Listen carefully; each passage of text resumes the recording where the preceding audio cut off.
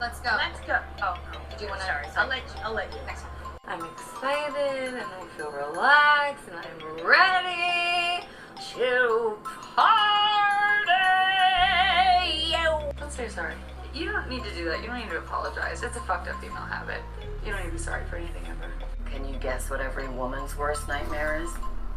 I don't have rage issues. I have nothing to prove to you. When I'm good, I'm very good. But when I'm bad, I'm better. I say when it comes to stardom and Lauren, there are no accidents. Hi, Karen Peterson. Hello, everybody, and welcome to Citizen Dame. It's 2024, and I am Lauren Humphreys Brooks still. And with me, as always, is Karen Peterson. Hello, Karen. Hello. And welcome to 2024, Karen. How are you? I am 100% COVID free now. Yay! That's always good. Yeah. Oh, what a week. I'm so sorry, dude. Yeah. It was, I guess it was bound to happen. I mean, it has been going around so much in the past few weeks, but yeah, that sucks. I'm sorry. It's there no fun. was, I think, an epidemiologist. I don't remember exactly where it came from, but someone posted some stuff on Instagram, some like official reports about how the current variant that's going around now, they estimate 1 in 3 Americans will get it. So yeah, I got it. Yeah, it doesn't surprise me. But you're also vaccinated, and it sounds like it cleared pretty quickly. So that's good. Yeah, because my first positive test was on Saturday. I actually had some symptoms Friday and like late Friday, but my test was negative. But Saturday morning, that thing lit up like a Christmas tree so fast. But a week later, I'm now negative. So it did go quickly. It was not pleasant in the meantime. I'm so sorry. Yeah, COVID is not fun. Definitely not as bad as when I had it the first time, though. That's really good. I mean, that seems to be a lot of people's experiences right now. It is something, it's one of those things, it's here, it's around, it's going to be something we have to deal with for the rest of forever, but we do have a lot more tools to fight against it now, which is very good. Yeah. So I'm glad that you're doing better. Thank you.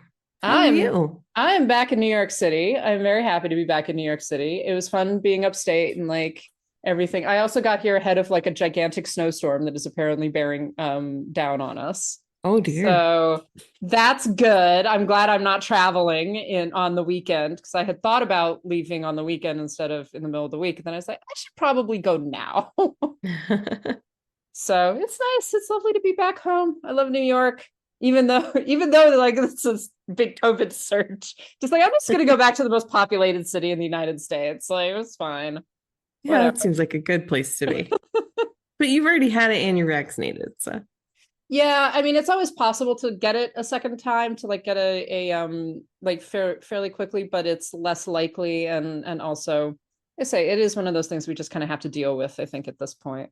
Mm-hmm. But so yeah, nice to be back in New York. So for this episode, we don't have like a set thing in terms of the films that we're going to talk about, because every year we have very often done both New Year's resolutions about films that we want to see, types of films that we want to see, things that we want to experience in the cinematic realm in the new year. And we've also talked about the films that we have loved and that have enjoyed, both new movies and also films that like we've just gotten to experience again or have seen for the first time. So we wanted to talk a little bit about that. So this is basically going to be a free-for-all. We're just going to talk about some films that we've really liked and some films that like we would like other people to see as well. So I think to start off with, Karen, is there like one film from 2023 that you're just like, this was the film for me? It doesn't have to be necessarily the best film, right? But was just like really like catalyzed something for you. Oh, there was one. And It is a movie that I have seen now 5 times. And I love it so much. And that is Barbie. Yes. Barbie was the movie that I was a little bit nervous about when I knew about it being made. It's been through a bunch of iterations. There have been a bunch of like different directors on board and stars and stuff. And so when I finally saw Greta Gerwig and Noah Baumbach were doing this, and that it was going to star Margot Robbie and Ryan Gosling, I was like, okay, all right, I'm just going to go with it. When I saw this the first time, it was love at first sight. I loved this movie immediately, and it felt like exactly the right way to make a movie about Barbie, and also not at all what I expected. And so that was such a pleasant surprise. And I really have. I've seen it 5 times. I can quote it. I've told everybody I know to watch it. When people tell me they don't like it, I tell them why they're wrong. Like, I'm really fun about this movie. Luckily, most of the people around me have loved it too, because they're all good and smart. But yeah, no, I feel like that is the movie that for me just like captures 2023. So yeah. I kind of figured you were going to say that, because I was just like, it's going to be Barbie. It's going to be Barbie. And I agree with you completely. I'm trying to think. I think it was one of the first films I saw in the theater again. I'd actually seen, I think, Last Voyage of the Demeter was my return to the theater. But it was one of those, I'm like, I am going to go see this in a movie theater. This is not something I'm going to wait for. And it is, we've talked about, we did a bonus episode on it. We've discussed it before. It really is just such a fantastic film. And I think one of the things I like about it is that it's so funny. Mm-hmm. Like, it is just funny. There are good jokes, and it kind of places you in this really kind of bizarre Barbie world that is very real and that is also hilarious. And then at the same time, it really does have a lot of wonderful things to say about masculinity, about femininity, about the power of play, particularly girls playing and what we learn from playing. And then also just the expectations of both men and women, and the expectations of like the gender binary and all of those things. I think that there are flaws in the film, and that I've seen some very legitimate criticisms about kind of the way that it simplifies gender a little bit. But I think at the end of the day, it is doing such fantastic work in a medium and with a character that you just would not expect it from. They did a great job with it. It's so funny. And and of course, America Ferrera's speech that she uses to unbrainwash all of the Barbies. It's so true. Like that moment in the theater, I'm just like, I'm going to start crying about like being female in this world right now. Yeah. It was, and I think that speech, often that speech gets taken out of context, but that speech, given everything that has happened in the film, is so fucking powerful. And it's so powerful then where it leads to. Yeah. Well, and I've seen a lot of people complain that like, well, yeah, duh, we know all this. And it's like, okay, but I actually saw America Ferrera had commented on this earlier this week, I think too. But it's like, yeah, this should be kind of an, oh, duh, yes. Like this is everybody's, this is a very good summation of the experience of what it is to be a woman and why it's so impossible and hard. But sometimes just hearing someone else vocalize your experience is there's so much power in that, and solidarity in that too. Yeah. Because then it's like, it makes you feel like, okay, it's not just me. This is something that, is a kind of a universal experience. And it helps you, it helps reclaim that power a little bit too, when you hear other people vocalize what you've been feeling. So, well, and you see in this film, so someone like Margot Robbie, right, who is this, like, the perfect woman or whatever, and she's playing Barbie, she's playing stereotypical Barbie, right? And to see that is the experience of women, period, right? It's not about what you look like, really. Yeah. It's not about like anything except the fact that it's hard to be a woman right now, and it has been hard to be a woman for a very long time, and that doesn't mean that it's bad to be a woman. That's the other thing. We've talked about this before, of like this, there are some films that kind of bill themselves as being feminist and are basically like, isn't it terrible being female? And this film is not, isn't it terrible being female? It's like, it's I know we all like being female. Like being a woman is great, but it's also terrible in some ways. And there are things that we have to deal with that are just the reality of our lives. And it balances that, I think, really, really well. And yeah, I agree with you. The having someone else vocalize it and seeing it on a screen in a mainstream film, we've talked about how important representation is. Seeing that and hearing it and kind of hearing it listed, I guess, is saying like, here are all of the contradictions and unfairness of being female in this world. And yeah, and even though it's something that like, yeah, I know all of this, just like, but having it spoken like that and said in very simple and straightforward terms that I can understand, right? And that I think everybody else can understand, that maybe some of like my male friends might be able to be like, hey, that might be true. Yeah. That's hard. It's hard to be like that. It's hard to exist like that. And at the same time to say, but like, I don't want to exchange it. It's like, I don't want to not be a woman. I'm very happy being a woman.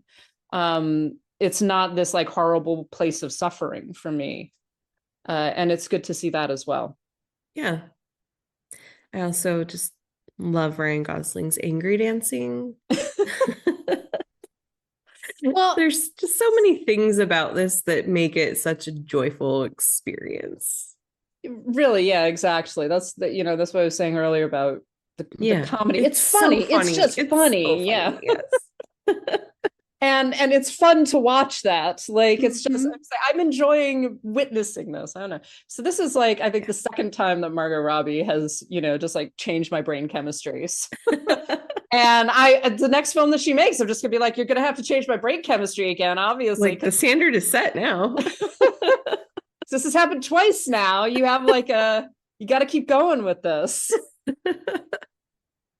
Actually, I think that Barbie and Birds of Prey are very good companion pieces in a lot of ways. That's a great double feature. Yeah, absolutely. Yeah, it'd just be so enjoyable. Like I'm just gonna enjoy all of this. Everything about this is great. Citizen Dame presents. Actually, we'll make it a triple feature. We'll throw in Ghostbusters in there too. Yes, absolutely. She's not in it, but she should have been. In my Blu-ray collection, I've got like a little section of Blu-rays that are just like, movies for when I'm mad at men, basically. And I've got like Ghostbusters, and funnily enough, they're all comedies, actually, most of them. It's like I've got Ghostbusters, I've got Birds of Prey, I've got Barbie, I've got Wonder Woman. I've got the Charlie's Angels remake. I also have Suspiria, which just kind of funnels into that's not totally a mad at men movie, but it's more like a fuck this shit kind of movie. Yeah. Female power movie. I don't know. Love it. So one of the films that I really wanted to mention, and I actually just saw this and I was kind of late to the party on it. But I really wanted to mention it because I think it's in some ways sort of the flip side of Barbie and actually addressing some issues in a very, very serious way is Killers of the Flower Moon, which came out earlier in 2023, came out in November, I think, of 2023, and then is now available to stream, is available to rent. And this film really just moved me in a lot of wonderful ways. I think that's an excellent film. It's probably one of Scorsese's best films in ages. And I loved The Irishman. Some of his other more recent works, I've just been like, it's not quite up to par for me, but this one really got me. And I think some of it, honestly, and I would never have even imagined it, is Leonardo DiCaprio in Killers of the Flower Moon, because it is one of the first films that I have seen him in that I am actually convinced that he is leaving his ego at the door. I know that other people do not view DiCaprio in that way, but that's just my impression of so many of his performances has just been he's Leonardo DiCaprio playing a part. And in Killers of the Flower Moon, it really feels like he is this character. He is Ernest. And he kind of just leaves some of that movie starness behind and actually really embeds himself in the role. And it's a wonderful performance. And one of the things I like about it as well is that he doesn't try to dominate the proceedings. He is one of the main characters, but he's not the only main character. He gives a lot of space to Lily Gladstone, and Lily Gladstone is fantastic. And in many ways is almost, she's a co-lead. I would say that she was even more the main character. And that combination is just really wonderful to watch. It's such a well-paced film. Again, I am always skeptical when you hit like 3.5 hour runtimes. And this was one that I was like, I actually think that he pulled it off. I think that this is the length that it needs to be in order to do what the film needs to do and tell the story that they need to tell. So it's just such a well-made and fantastically paced film, and very moving and sad, and also funny in spots, and it's just, I think that it really is going to be, I think, viewed as one of the great films of the 21st century. I 100% agree. I think this movie is phenomenal. I think that every time they release or they announce kind of a runtime for a Scorsese movie, people instantly balk and they're like, no, that's just too long for a movie. And they forget that you're talking about Martin Scorsese and Thelma Schoonmaker making a movie together. Honestly, he's one of the few directors that I'm just like, I'm going to give you the benefit of the doubt. Like, yep. I'm not a big fan of these massive, 3.5 hour films, but you know what you're doing. I'm going to give you the benefit of the doubt. Yeah. I still wish that he would be okay with, intermissions, but that's okay. Like for the theater experience, like everybody wins, but no, when he's making a 3.5 hour movie, I trust him. And this one, it was because I saw this in the theater, and it was amazing how I never felt the runtime sitting in a movie theater in the dark, in a crowd. I never felt it because I was so gripped the whole time. And yeah, the performances are so good. And it's not just DiCaprio and Gladstone, who are both phenomenal. It's the entire supporting cast too. Everybody around them is just so good, so mesmerizing. The story keeps you captivated the whole time. And I think that the way that the Osage are shown, the way that their customs and some of the ceremonies and things are photographed, everything about this is just, it's such a remarkable film in so many ways. And I'm really glad that Scorsese had it in him to make it, because I actually honestly have tried to think of like who's another filmmaker that would have done this good of a job with this story, and I don't know. Yeah, to manage the scope of it, one of the things that Scorsese is so good at is showing an entire culture and a society, and the way that the culture and society interacts, and really making you feel it. He uses that roving camera so well. Yeah. And he does it without laying it all out. Like, he's not sitting you down and feeling we're now going to have some exposition about ceremonies and about how these different cultures interact, etc. He just kind of shows it to you, and he lets you understand via the characters and via the story what this world is that they exist in. And it's fantastic. One of the things that I was worried about, honestly, when they first announced this film, a number of Indigenous commentators said this. It's like, okay, this is a white guy, right? This is a white Italian American who's going to be making this movie about this violence perpetrated on the Osage community and this very complicated story, right? And they were right to, we're nervous about this. So, okay, they were right to be totally that. Fair. And what I really liked, and what I've seen from Indigenous critics and commentators post the film being released, is the degree to which the culture was very respected and represented properly.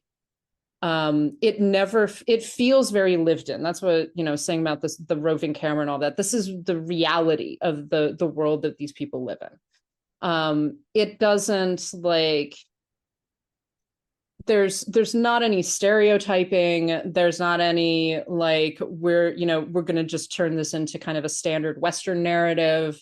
None of that. It's really, really embedded. It uses the language continuously, both being spoken by the native characters and by the white characters. It uses all of these interesting interactions between them, and without like condescending to anybody, without treating the Osage as like, there's none of the noble savage bullshit. There's like, it's very real, and it feels very real, and it sounds like from all the other commentaries that I've seen from Indigenous people, it sounds like this is very authentic. It's not like this is a white dude imposing his perspective on it.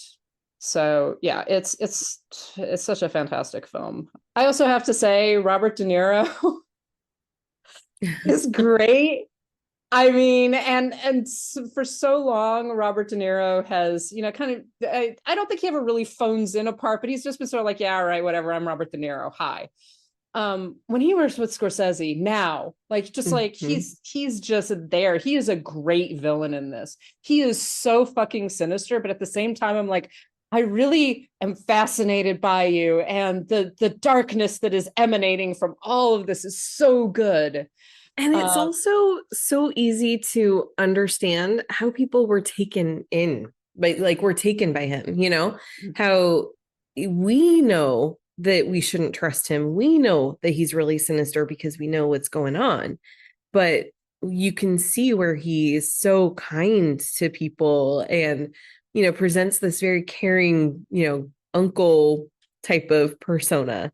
And and that adds to the sinisterness of it. The character believes it. I think that's part of it, is that he holds all of these perspectives that are contradictory to anyone who's outside. Just like, you cannot say that you love the Osage and murder them at the same time, but he does. Like, he absolutely believes that in himself. Yeah. And I think that's part of what makes the performance works so well, is that he is very much inhabiting this character who holds these contradictions as a part of himself. And it makes sense. So he was just like, he was amazing in it. So good. Yes, this is a wonderful film. So what and other it'll films? be on Apple TV Plus very soon, by the way. Yes, and it does also, you can also rent it now. My parents and I rented it. We did watch it over the course of 2 nights because it was just too much. So it can be watched in one go. It can also be watched in pieces, and I think it still holds up. So what are some other films that like really, really hit for you? Oh man, Karen. I have to say, luckily I haven't really seen it so much this year. Maybe I just haven't been paying attention because I'm off Twitter, but every year, it gets toward the end of the year and there'll be somebody who will be like, this was a terrible year for movies. And I'm looking at my list going, well, I really liked a lot of movies. And I so feel that this year. There were so many movies that I really liked a lot.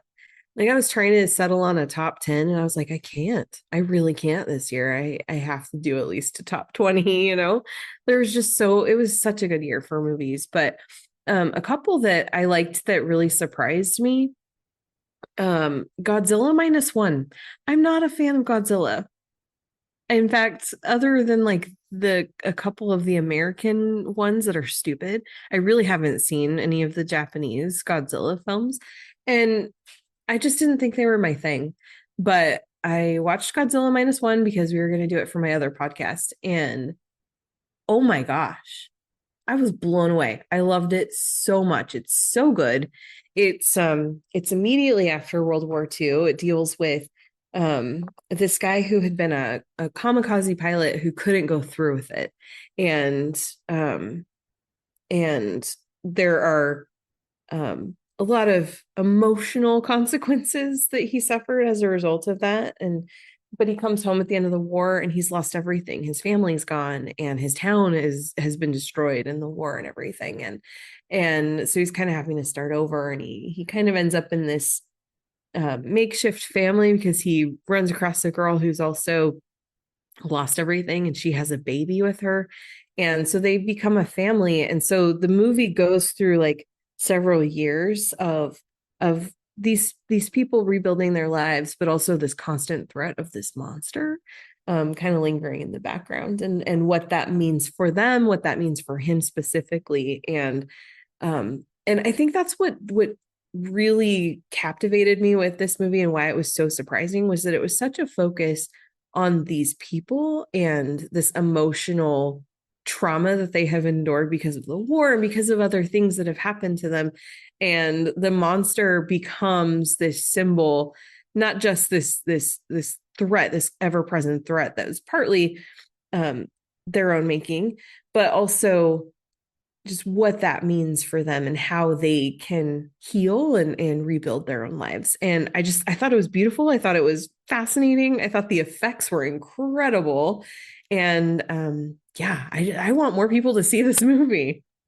Oh, it sounds great. I've seen some buzz about it. I'm because of being off of Twitter, I've not been paying attention to a lot of things. Like things come out just like, what's that? Oh, okay, sure. Well, it sounds fine. I'm not whatever.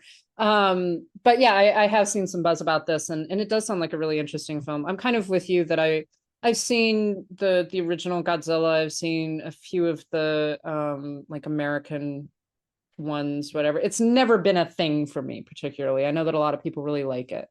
But this one does sound interesting.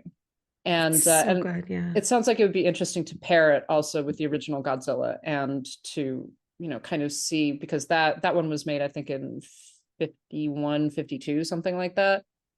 So fairly close to the aftermath of the war, and to kind of see how those two films sort of work in concert with each other. So that sounds really good. So one of the others that we actually did not talk about, and you expressed surprise that I had seen it, is Asteroid City, which I loved. It's so good. The most recent Wes Anderson film, and it's very Wes Anderson-y. I really liked it. Like, I admit I'm one of those people. I'm one of those white folks that really likes Wes Anderson films. Same. Yeah, like I do like his aesthetic. I like the performances that he gets out of his actors. I like kind of the weird sort of literary elements. I always view Wes Anderson films almost as sort of postmodernist novels.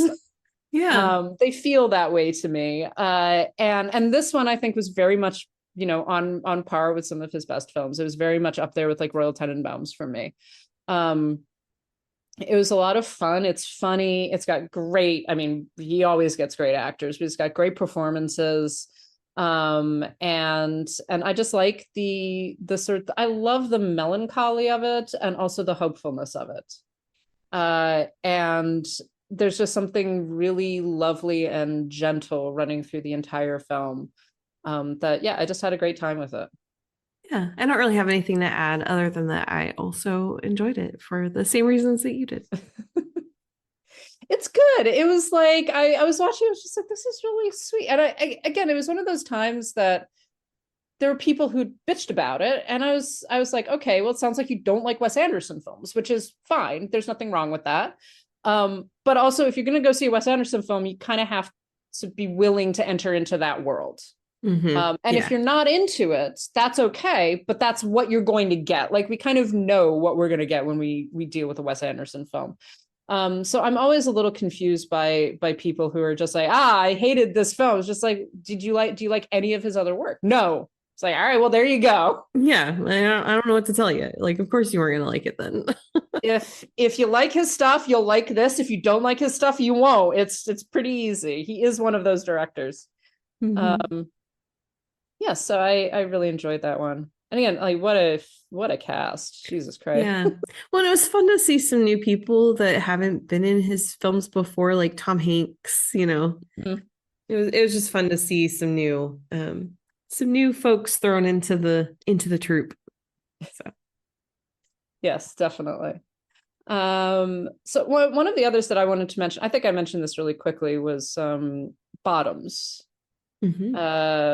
which is directed by Emma Seligman and also written by and stars Rachel Sennott. And this was one that I got partway through and I was just like, I don't know what tone I'm supposed to be understanding this film in.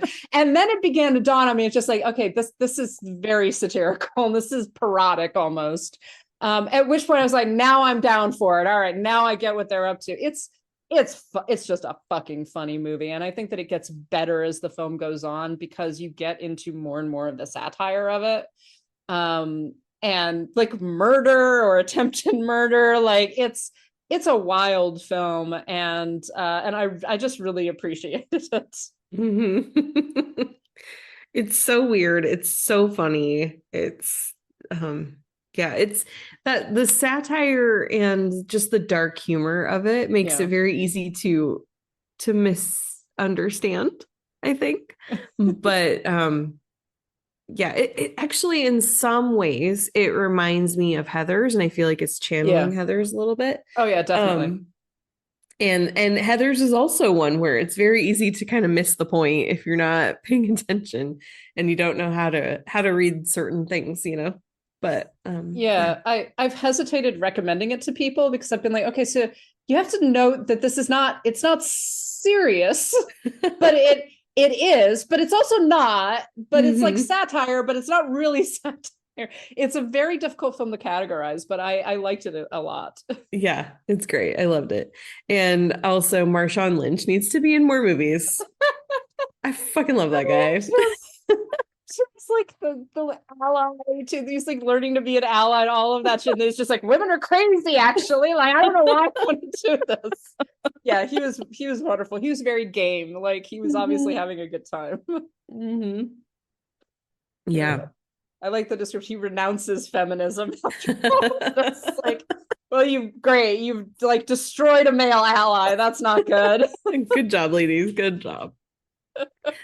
A couple others that I just wanted to mention. There's so many movies this year that I really loved, but one that a lot of people two, a lot of people have talked about. One has been pretty universally loved. The other has been kind of divisive, but Past Lives, which is a beautiful, beautiful film from Celine Song is the director.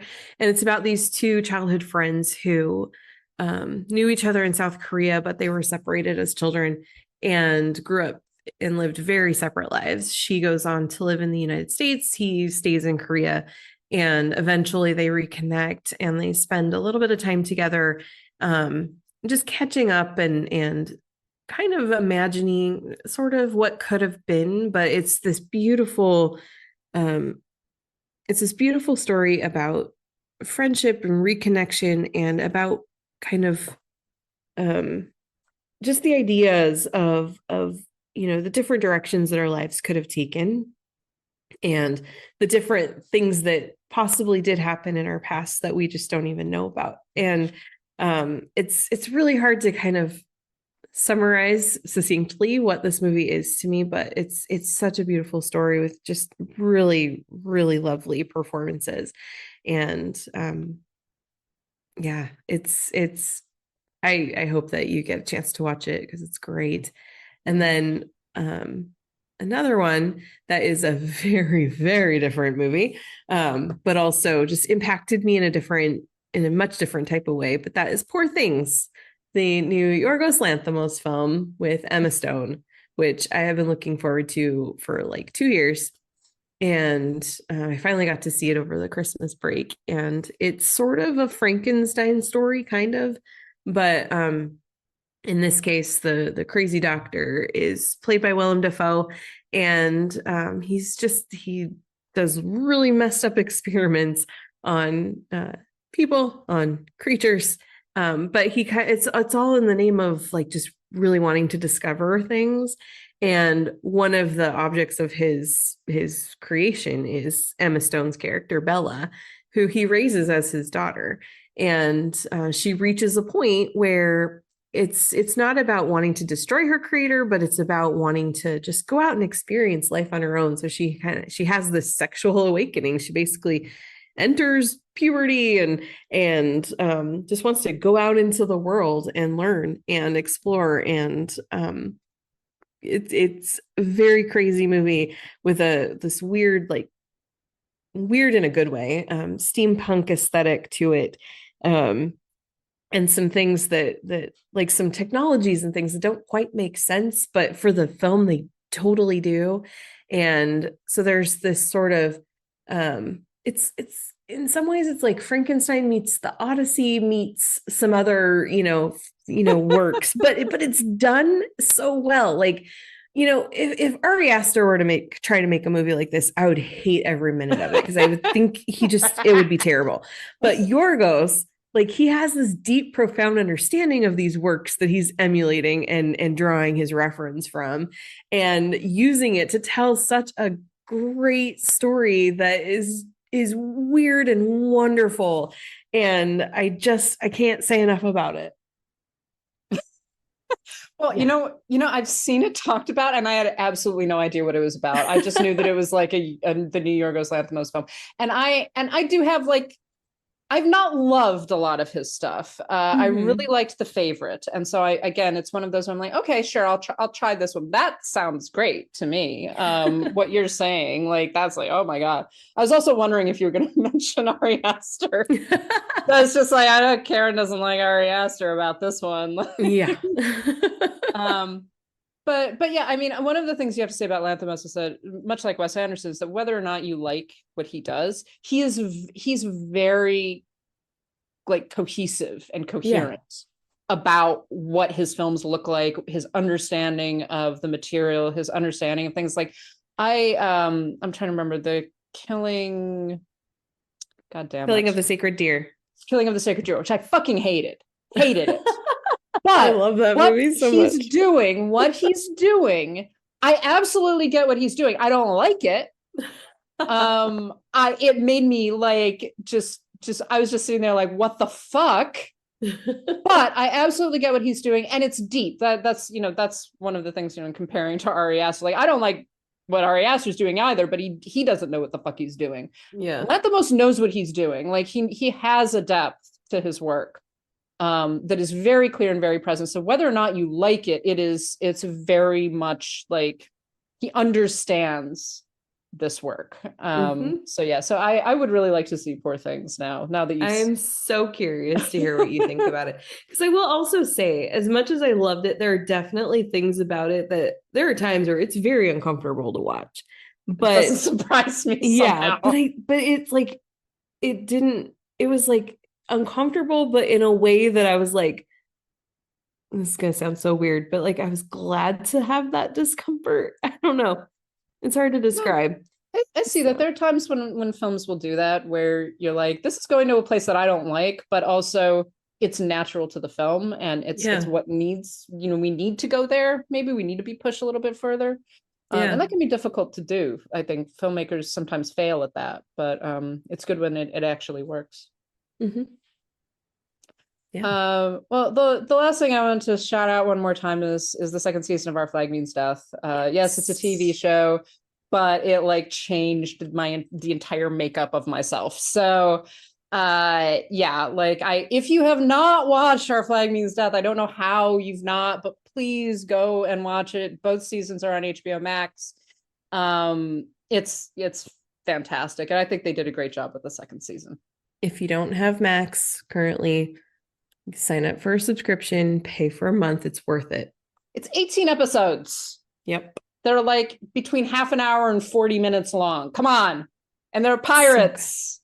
Yeah. And there's comedy, and there's workplace comedy, and everybody's gay. Like, come on. Everybody's so gay, and that is the best part about it. And wearing frilly outfits. It's fantastic. Yeah. Oh my gosh, I love that show so much. I introduced some friends to it couple months ago. We had like our girls' weekend, and I introduced them to it, and they loved it so much. And a couple of them, there were 4 of us on that weekend trip, and 2 of them have finished the show, and they keep asking me like, is there going to be a season 3? I'm like, I don't know. I hope so. We don't know. I'm glad that we've said this before. I'm glad that it ended where it did, though, because while I I very much want a season 3. I really want to see what they are how they're gonna end it.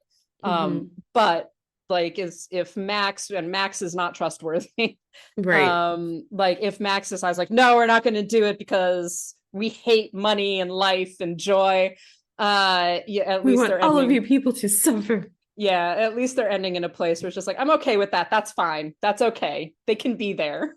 Yeah, but I also know that the creator, David Jenkins, he has a 3-season arc, and I want him to get to finish that story.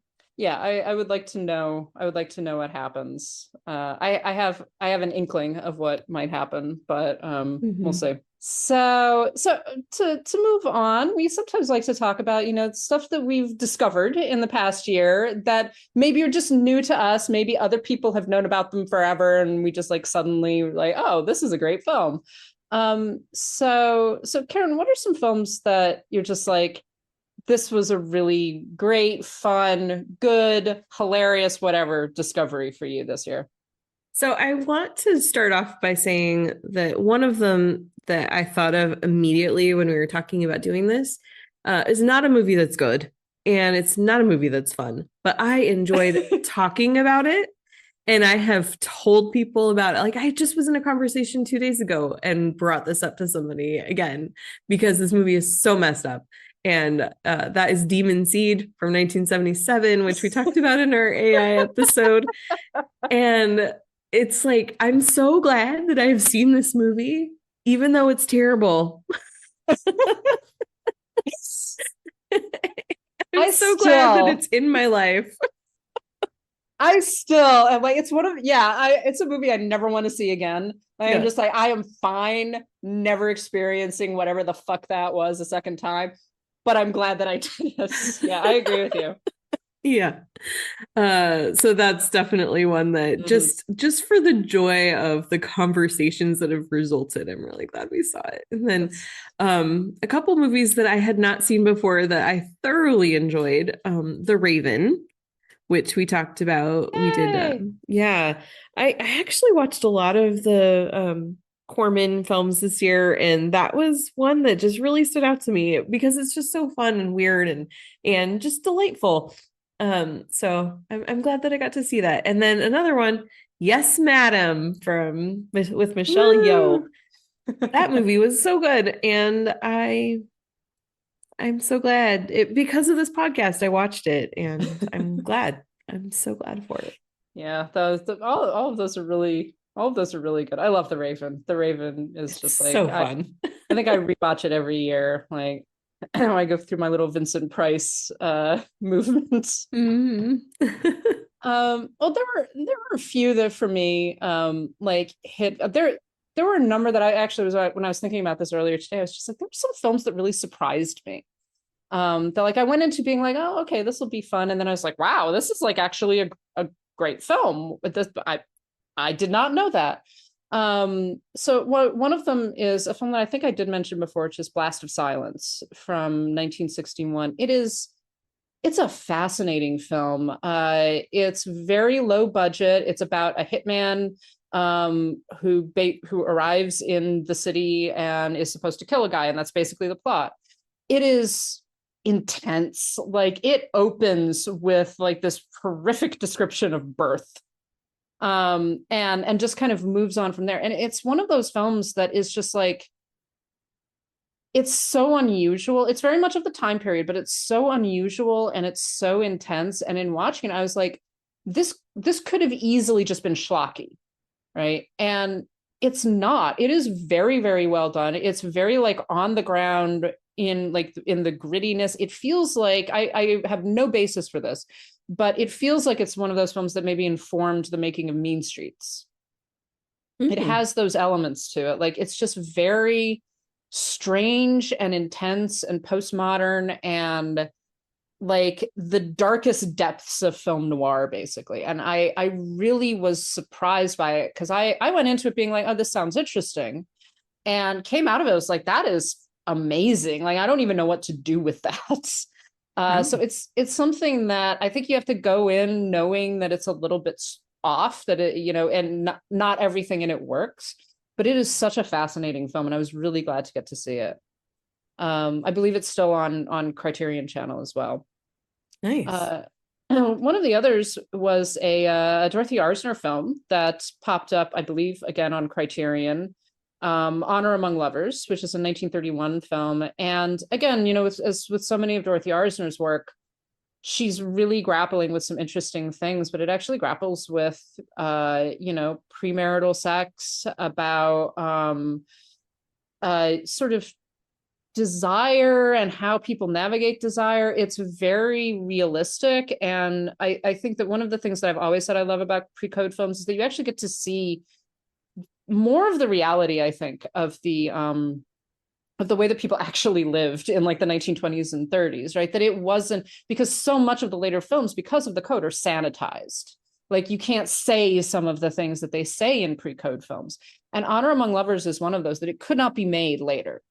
It absolutely it could be, but it would be moralistic. It would be boring. It wouldn't get to do a lot of the things that it does.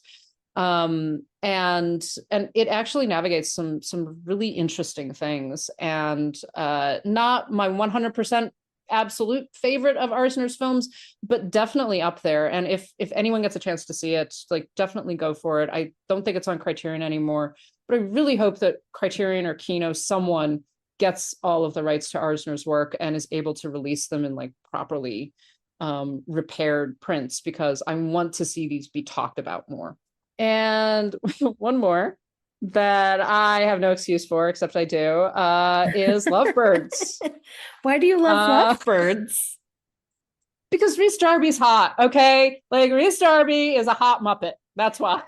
I have a question. Yes. When did that happen? When did he become a hot Muppet? I think he's always a hot Muppet. I think they're like, that was something that always existed and just I didn't notice. How did we miss it? We were like, what? Oh, okay. Like just all of a sudden one day, he turned out to be hot and had been for a long time. Apparently. I will actually, now that I've gotten over my initial extreme embarrassment and rage about this, I actually will advocate for this as a good rom-com. Nice. Like not actually evades a number of the like more problematic tropes. It's very sweet. It's got good actors in it. The major conflict when it happens feels very realistic. Actually, it's like, oh yeah, this would happen between these two people. And it pays off very nicely. So I would actually say, if you want to watch a very sweet, enjoyable, silly little romantic comedy, I do think that this is a good film for that. And Rhys Darby is a hot Muppet. So there you go. I keep saying I'm going to watch it, and then I keep not watching it. So I need you need to watch that. it. You need to watch it so you can look at me and go like, Lauren. Well, at least so that I can understand where the gifts all came from. You've basically seen. So I have in fact sent Karen like 1,000 gifts of this film. And yes, you've seen the film, really. Like you just have to go and watch it now. So, and any other like new discoveries for you this year, Karen? I mean, there were a lot, but I can't think of any more to add. Mm-hmm. So how about some, really quickly, because we're getting on to time, but how about some like rewatches? Because one of the things I noticed this year for me is that I rewatched a lot of films. Mm-hmm. Films that I've seen, but films that I haven't seen in a very long time. And some of it has been because of this podcast, because we've been like, oh, we should talk about this. So I've gone back and rewatched some movies. I rewatched The Witch, and a couple of others. And one of the things that I've really liked about that is that it's like kind of opening up the films again for me, and reminding me of things that happen in the films that I just simply did not remember about them because I saw them 10 or 15 years ago. Yeah. So, and any big ones for you? Honestly, The Witch is a big one for me because I had seen it a few years ago when it came out. I did not enjoy it. But I watched it again this year for an episode that we did, and it was a complete shift in my brain. It was like, wow, I was totally wrong about this movie when I saw it before. It's fantastic. And so I was so glad that I had that opportunity and that kind of an excuse to rewatch it, because that is a really fantastic film that I needed to reappraise. And I'm very glad I got that chance. Yeah, I agree. I mean, I liked the film. I've talked about like how much I liked it before, but even just the most recent rewatch for me was like, this is legitimately one of the best horror films I've seen.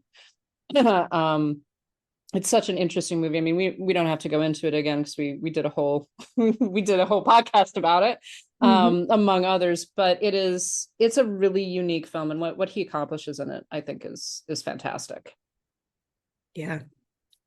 Yeah, so that was a big one for me. And then another one that I was really glad to revisit and I think introduce you to it, and that was Fast Times at Ridgemont High, which I hadn't seen in so many years. And I liked it, but it was like seeing it now as a full adult and thinking back on things, it took on new meaning. And that's the thing about watching movies that you saw when you were younger and then watching them again when you're much older and more mature. I think more mature. Just getting to kind of reevaluate and reappraise them. And that was kind of my experience with this one. That's good. Yeah, that was a fun movie. I was glad to get to see that. It's a film that I don't think I would have watched necessarily if we hadn't decided to do it for the podcast, because I'd avoided it. I honestly don't know why I avoided it. Probably because I'm like, no, it's 80s sex comedy. Don't want to see that. 80s sex comedy with Sean Penn. Yeah, it's true. Yeah. But yeah, I was very glad to get to see this. That was fun. Yeah. Another one for me was I'm gonna mispronounce the name, Jean Dielman. Dielman. That's the thing. It doesn't feel like that should be the way it's said. Well, it'd be Dielman. Dielman. Chantal Ackerman's fantastic film, which I had seen back in grad school and pretty much just I didn't pay attention to it. I'm going to admit that. I didn't really pay attention to it when I first saw it. And I think it was just too much for me maybe at the time, or maybe I just wasn't able to sit with it in the way that I needed to. And I watched that very early in 2023. And that again, like I think I'm going to get the Criterion Blu-ray of it, because people have talked about like what a fantastic film it is. And it is, but it's, talking about those sorts of films that need to be as long as they are, this film needs to be the length that it is, amazingly enough. And especially for a film in which so little happens, but so much happens, it really is a remarkable movie. And it does something so unique that it's hard to kind of parse out. It's hard to explain why it works as it does. And the way that Ackerman is able to kind of build this tension within a woman peeling potatoes. Yeah. And, setting up her household and things like that. And she does it so well. You get the sense of like, something's gonna happen. And it takes 4 hours for it to happen, but it does. And it works so well as it actually like comes to a head. And it's such an odd movie in some ways, but it's one that's like, if it had been shorter, if they had tightened things up, if Ackerman had made it, a 2-hour movie, it would not have had the impact that it has when you finally get to the end. Yeah, no, it has to be the length that it is. You have to have those stretches of silence and stretches of like ambient sound and like the clicking of the heels on the floor and things like that. You have to have that. It's a film that rewards patience. Yeah, it really does. So I was glad to rewatch that and, actually be like, oh yeah, I should have paid attention to this more when I was 21 or whatever. Maybe I couldn't have when I was 21. Yeah. And another one that really, I knew that this was a great film. It was wonderful to watch again. We did it for the podcast, was Elaine May's Mikey and Nikki. We talked about it a whole bunch.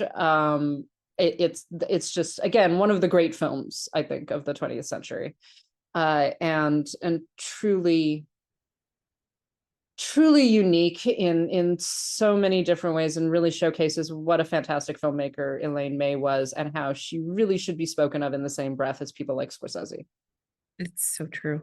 And I was very glad that I actually finally watched this movie. That was one that I was really happy to kind of, I mean, I knew about it. I had tried to watch it before, but this was the first time that I actually watched it all the way through, and I'm so glad I finally did. Yeah, it really does reward watching and reward rewatching. Like I think the rewatch for me actually kind of knowing where it was going let me really experience what was happening in the moment a little bit more. Yeah. I do think that there are some films that really do not improve, but deepen on rewatches, and that's definitely one of them where you're no longer concerned about this is how it's going to end. You're more like, okay, how do we get there? Mhm. And I think that's definitely one of those films. So yes, very, very much recommend that. So any other films that you wanted to shout out? I don't know. I think I think I've talked a lot. There's just it was a good year. It was a good year Yeah. for movies. It was a good year to revisit things and to discover new things. And um yeah, yeah. And what about in the coming year, Karen? Is there anything that you're like, I'm gonna see that film this year? This is the kind of movie I want to watch. So I have like one sort of movie resolution for the year, and that is not for a specific movie. Um, it's really something I want to do every month because Criterion does such a great job with these curated collections that they put out. You know, they have new ones monthly. Currently, they have one about cats, like cat movies.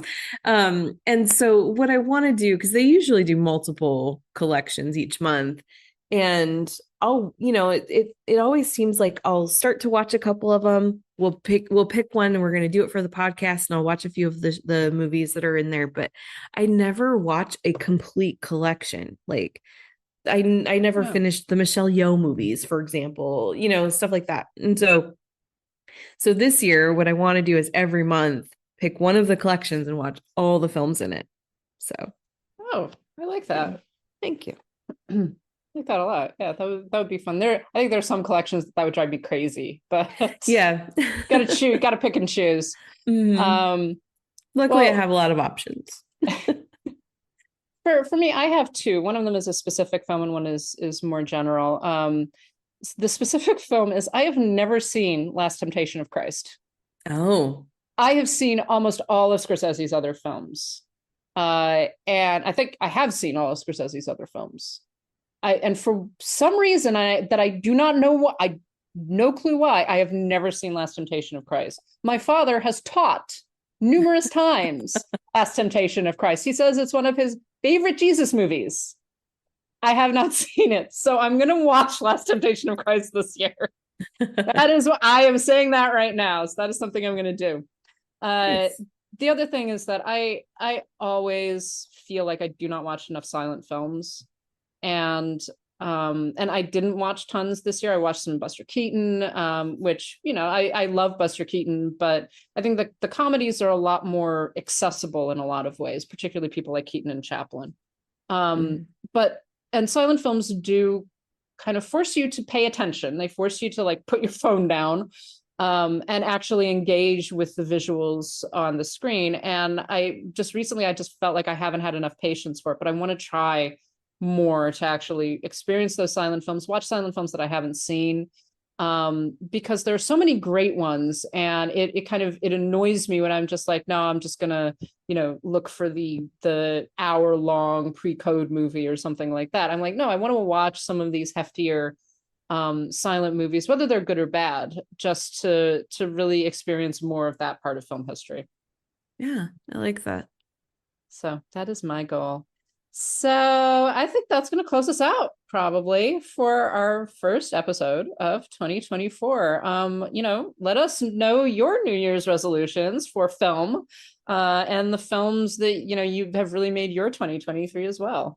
And as always, we would like very much to thank our lovely patrons who are supporting us and continue to support us. We love y'all.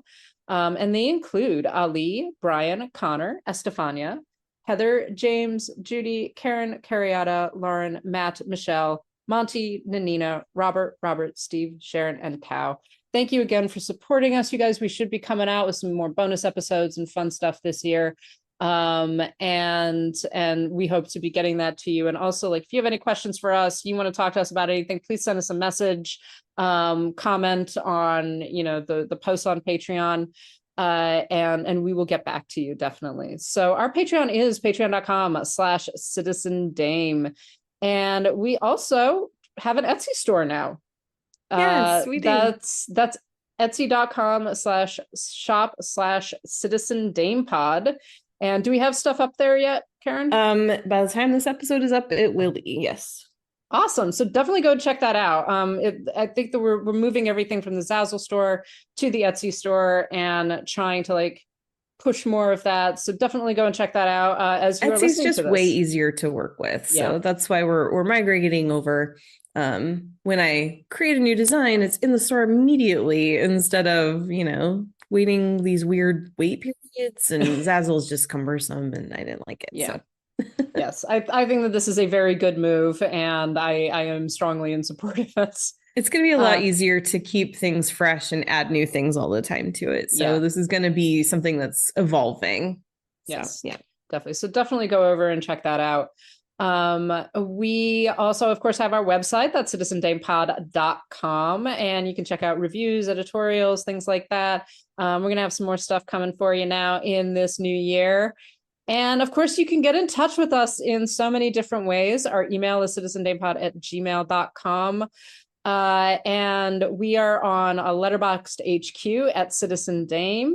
We are also on all of the various socials, although I don't think we're really on Twitter anymore because I'm not updating the Twitter or whatever Twitter is now, X.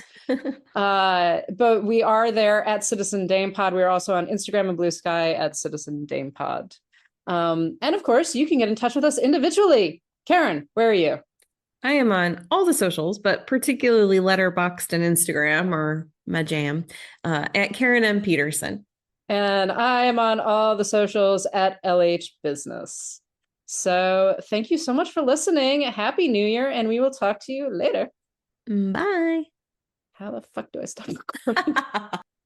Yes, Barbie changed everything. Then she changed it all again. All of these women are Barbie, and Barbie is all of these women. She might have started out as just a lady in a bathing suit, but she became so much more. She has her own money, her own house, her own car, her own career. Because Barbie can be anything, women can be anything. And this has been reflected back onto the little girls of today in the real world. Girls can grow into women who can achieve everything and anything they set their mind to. Thanks to Barbie, all problems of feminism and equal rights have been solved. At least, that's what the Barbies think. After all, they're living in Barbie land. Who am I to burst their bubble?